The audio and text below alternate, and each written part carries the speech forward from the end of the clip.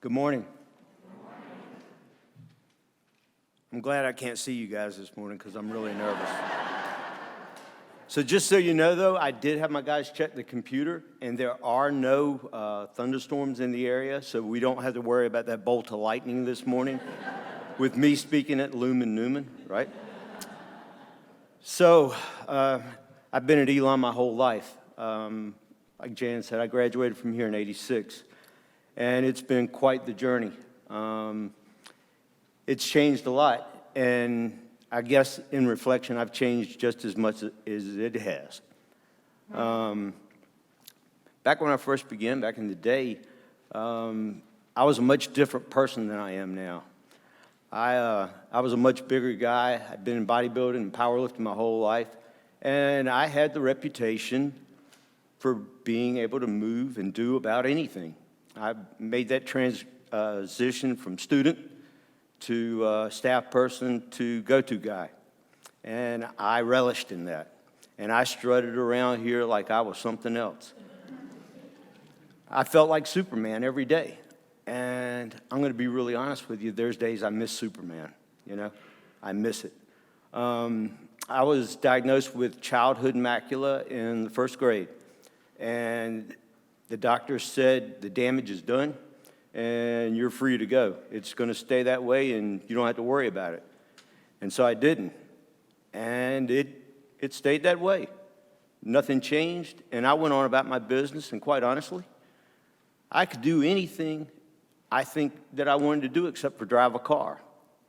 And it was okay, it was good. And then several years ago, I noticed some change going on. And this is going to get intense. So I'm going to pull off your energy this morning, and I'm not going to get upset in front of you. I noticed some change going on, so I kept it to myself. I thought, you can ignore this, and you can go past this. It's just you. It's not happening. But it was. And so I'm trying to carry on and be my normal C.C. that just floats around and laughs and cuts up with everybody. But I can feel this fight going on inside of me. And the fight is what's really happening, and I'm going blind. And it's so intense, and it sucks. And I'm trying to figure out this balance inside, and I finally had to break down. I didn't even tell Kathy for a while. I was just like, you got to figure this out if it's really happening. And I'd be down in my man cave at night, and I'd go to the gym. I have a gym on the other side of it, and I'd get in front of the mirror, and I'd look. And I'd say, you can't even hardly see yourself anymore. And I got to tell you, that messes with your mind, because I would say 99% of you folks that when you have your name mentioned or you think about you think about aesthetic you, what you look like. And when you can't see you anymore, that changes things. So I began this process of going through all this. We got another diagnosis, and I have what they call Stargardt's, which unfortunately progresses and ends up in eventual blindness. So I'm going through this, and I'm not an emotional guy. Life is good, and it's joyous and fun. But I begin not to feel that way. And I was dealing with all these emotions. And I was mad. I was pissed that this is happening. And really sad, because it's changing my life from the time I roll over and wake up in the morning till I go to sleep. It's changing, and I didn't like it. And I was mad, and I was just hugely sad about it. And I began having meltdowns. I'd be that guy all day long here, and I'd go 3 or 4 weeks, and then it would come over me like a blanket. I'd feel it. And I'd have a meltdown. And I don't do anything halfway. Everything I do full throttle, and that means if I'm going to cry, I'm going to cry just as hard as I can cry until I'm done. And here comes the really ironic part of it. So I would get up in the morning, and I'd be so empty. I couldn't even talk. I didn't even want to speak. And I'd sit there on the edge of the tub after I got out of the shower, and Kathy'd comb my hair because I can't see well enough to comb my own hair anymore. And we wouldn't talk. And eventually she'd ask me, "Are you okay?" And one word, "Yeah." And we wouldn't talk anymore the rest of that time that morning because I didn't have anything to say. I was empty. Everything I had in me had come out the night before.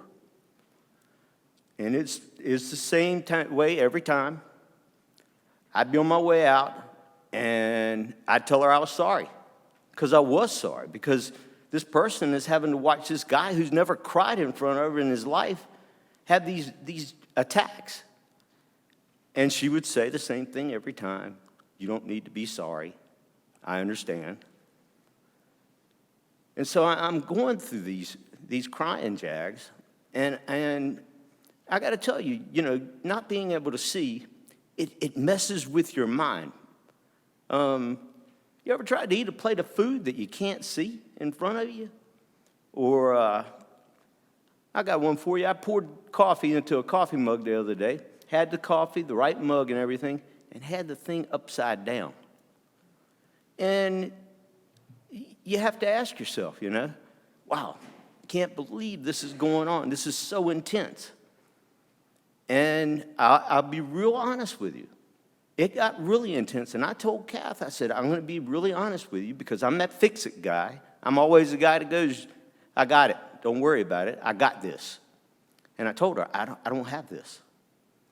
I'm not making you any promises about this. I don't know how this is going to turn out. I can't make any promises. I don't know whether I'm strong enough to endure this. And I'm sorry for that, but I'm going to be honest with you. And so I got my affairs in order. I hired an attorney because I really was unsure as to what direction this was going to go. And I was open to the whole process. And that's the way it ended up. That's the way it ended up. That's the way it was supposed to be. So I'm going through all this, and a lot of it I'm going through in my mind. So I'm smiling up here and all that. So I go through one of my jags at night, and I leave out.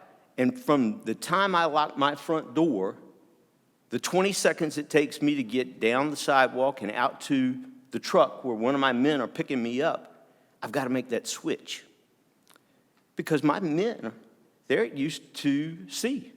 Coming in, smiling, greeting them in the morning. I make the morning coffee down at physical plant. I couldn't go in my office and close the door. That wasn't acceptable. That wasn't an alternative. So I'm trying to figure all of this out. And I even thought at one point maybe going and having some counseling done, but I ended up not doing that. I just tried to reconcile and figure this out. So I asked myself, see, if you had somebody facing this, what would you do? What would you try and do to help them out?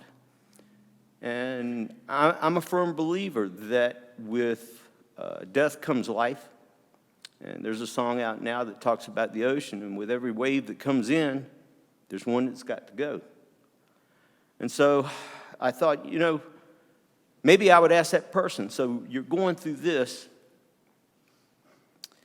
Is there anything good? Is there anything positive you can feel or see through all this? And I sat and I thought about it for a long time, and I thought for days. And I thought, yeah, there is. One of them is this room full of people that are here this morning. My network of people, they swarmed in around me, and they liked the new C.C. before I liked him. And they assumed whatever role they needed to assume without even being asked. It just came to people naturally. You see me around campus, my guys, I got a motley bunch of men that work for me. But there's not one on that staff that wouldn't hesitate to come get me by the hand if necessary to bail me out of a situation. And so you can't idly not appreciate that and not acknowledge that.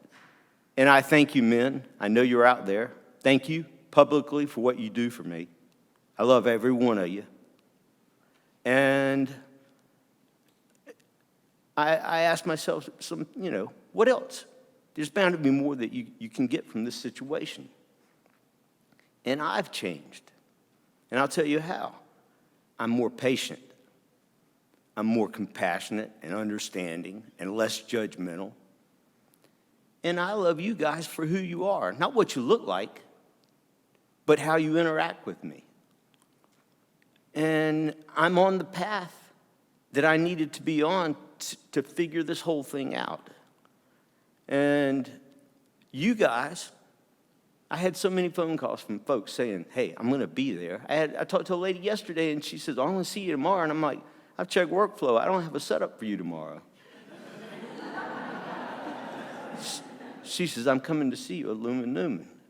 And that was just one of probably 50 calls I've gotten.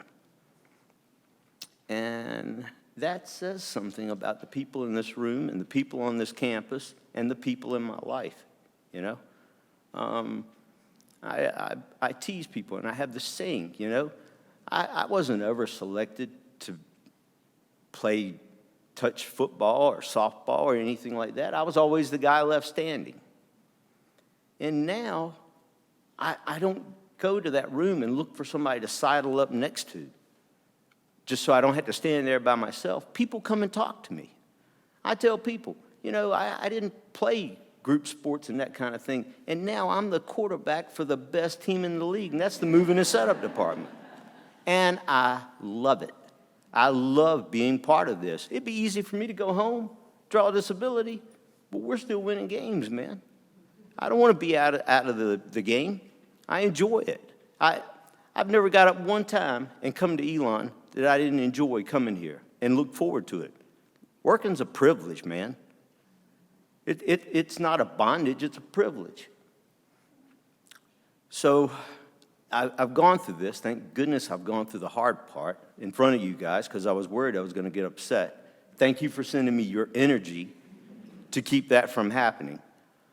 So I've gone through some pretty heavy stuff, and so I thought I would reflect and tell you a few things that might make you chuckle a little bit. You go through some crazy stuff, man, when you can't see. I mean, crazy. You sit and you ask yourself sometimes, is this really going on? And it starts in the morning, from not being able to pick out the shirt that you want to wear, to sitting down maybe at the kitchen table for a cup of yogurt that you find out is low-fat sour cream instead of yogurt.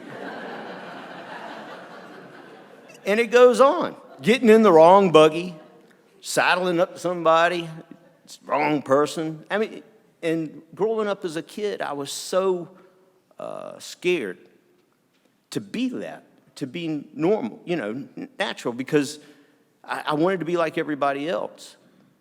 And I've come to the realization now that that's not necessarily the case. And you have to relish in who you are and what you are. So I got a couple more little stories for you. I've been a career guy in the gym, and I've carried furniture here my whole life. So occasionally I have challenges with my body that I have to try and medicate and take care of. And I do, and I keep on going. So I'm telling Kath one morning about a product I'm using, and I'm like, Kathy, I got to tell you, this new stuff is amazing. It's amazing. I said, it's refreshing, almost to a point of being stimulating. I said, I would use this even if I didn't need to. And Kathy's kind of curious. She's drinking her cup of coffee, and she said, well, bring me that and let me read about it. So I bring it in and hand it to her. She's sitting there in the recliner.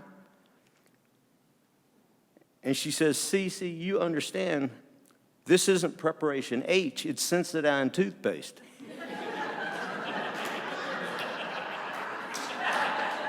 I said, that explains it.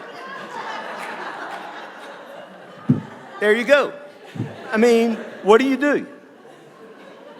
So I went Kathy and I went 3 years without eating out because the volume of noise and having to maneuver people and all that. I remember sitting over Daniel's Daniely with a group full of folks, and I noticed my hand was just shaking because I was so scared I was going to knock something over or do something to draw attention to the fact that I'm sitting there and I can't see anything.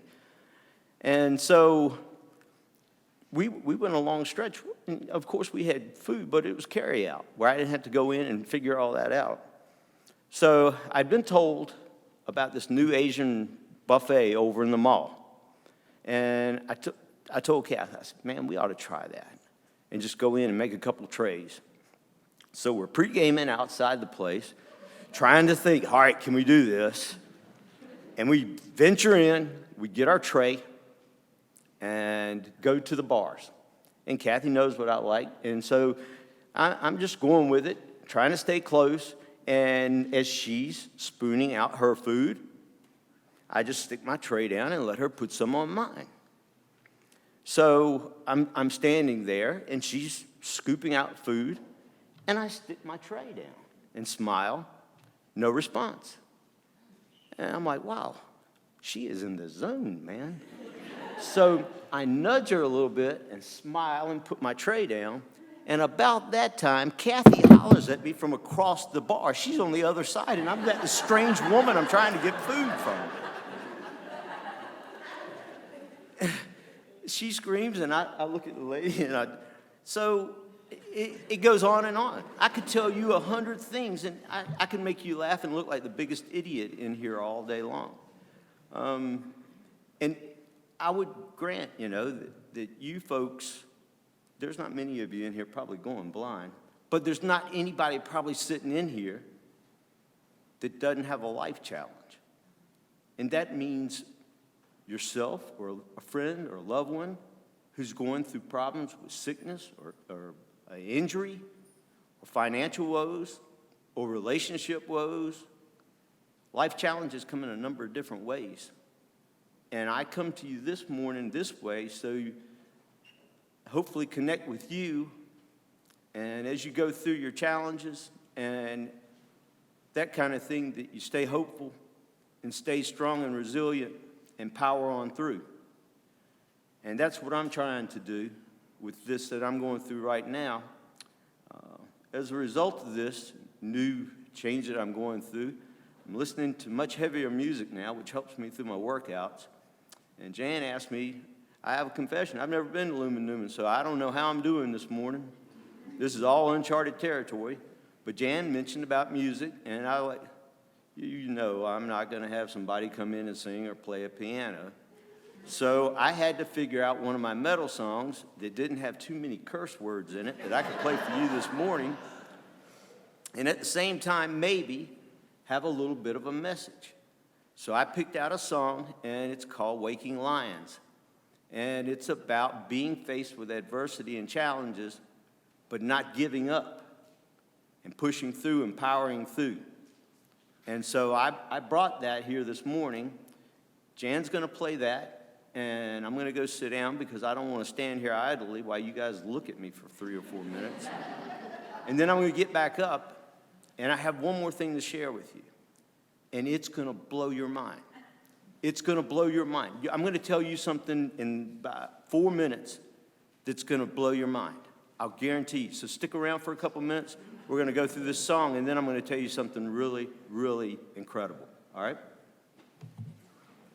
So I promised you something good after that, right? You had to sit through that for 4 minutes.